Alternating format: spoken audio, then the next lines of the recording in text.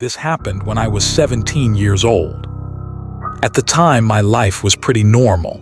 School, gym, home. I used to go to the gym 3 or 4 times a week. It was my routine. I liked going in the evenings when it was quieter. It made me feel independent, grown up. That Sunday felt like any other day. I finished my workout later than usual. I remember checking the time and realizing I just missed my bus. It had probably driven past a minute earlier.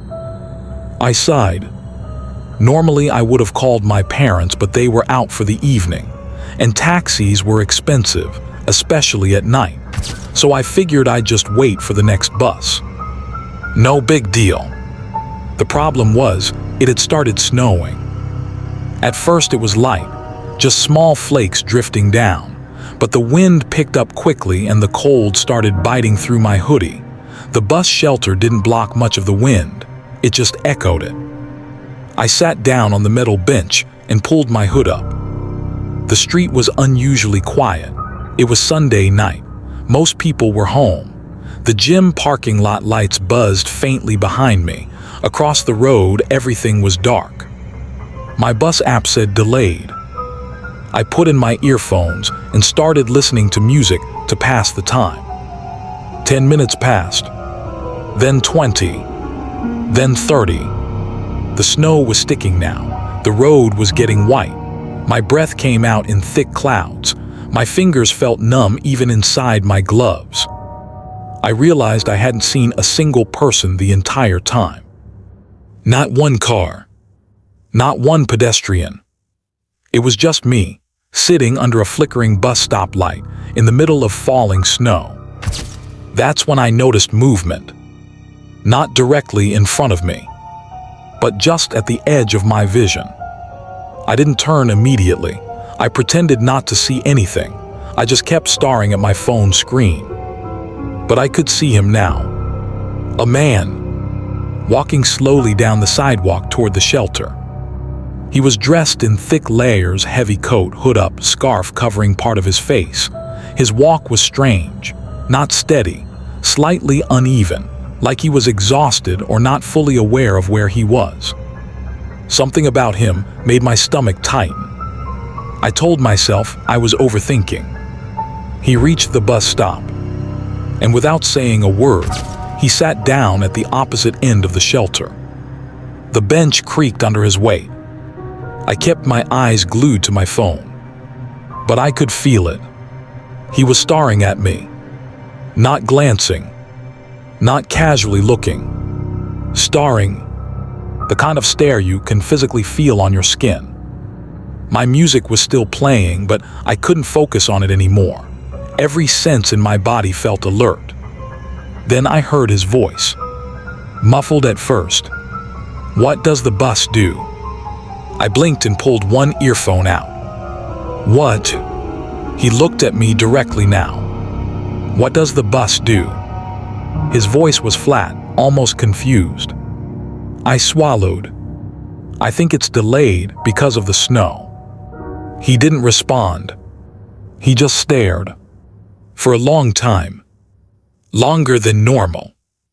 Then he started mumbling to himself. I couldn't make out what he was saying. It sounded fragmented, like pieces of sentences. I caught words like late again and should have been here. My heart started beating faster. I looked back down at my phone, pretending to scroll. A few minutes passed. Then I glanced up again. He was closer. Not by much, but closer than before. I was sure of it. I hadn't heard him stand up. Hadn't heard footsteps. He had just shifted. I looked away again. Then I heard the sound. Fabric sliding against metal. Very slow. Very deliberate. I turned my head slightly. He had moved even closer. He was only a few feet away now. "You okay there?" I asked, trying to sound calm. He stared at me with glassy eyes. Not angry. Not smiling. Just empty. Then he slowly lifted his arm toward me. That was enough. I grabbed my bag and ran. I didn't look back. I just ran down the snowy sidewalk, my shoes slipping slightly on the ice. My breathing burned in my chest.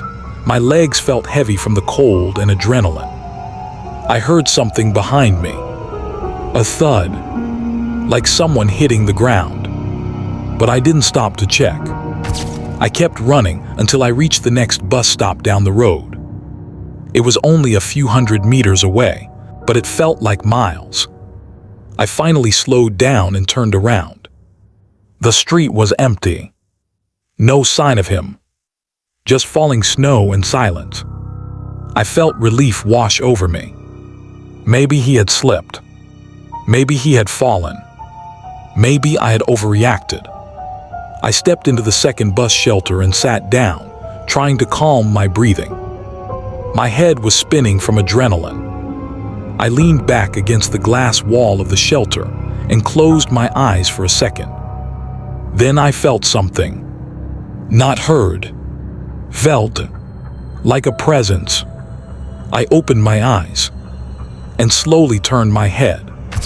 He was there, on the other side of the glass, standing inches away, staring directly at me. I jumped to my feet. "What is wrong with you?" I shouted, panic rising in my throat. He didn't answer. He just began walking around the shelter toward the entrance.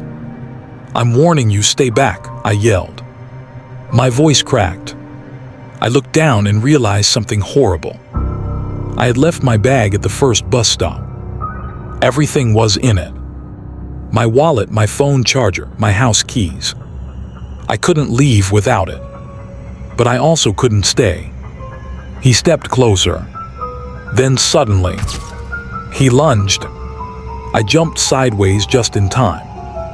He lost his balance on the icy pavement and fell face first onto the ground. The sound was sharp, hard. He didn't move.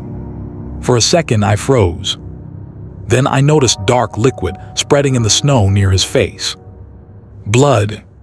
Not excessive, but enough to know he had hit hard. "Hey," I said shakily. "Hey, are you okay?" No response. He was unconscious. My hands were shaking as I pulled out my phone and called emergency services. Police and paramedics arrived quickly. I explained everything. They checked him. He was alive, but completely unresponsive. An officer later told me they found prescription medication in his pocket. Apparently, he had been struggling mentally for some time. In his wallet, they found a photograph. It was a picture of him with his young son. The officer showed it to me. The boy looked exactly like me. Same hair, same build, same age. They believed he had mistaken me for his son. I later learned he had lost custody in a legal battle months earlier. After that, his mental health declined rapidly. He was taken in for treatment. That was the last time I ever saw him. I got my driver's license not long after that. And I've never waited alone at a bus stop at night again. Even now, years later, whenever I see snow falling under a streetlight, I remember the way he stared at me through the glass.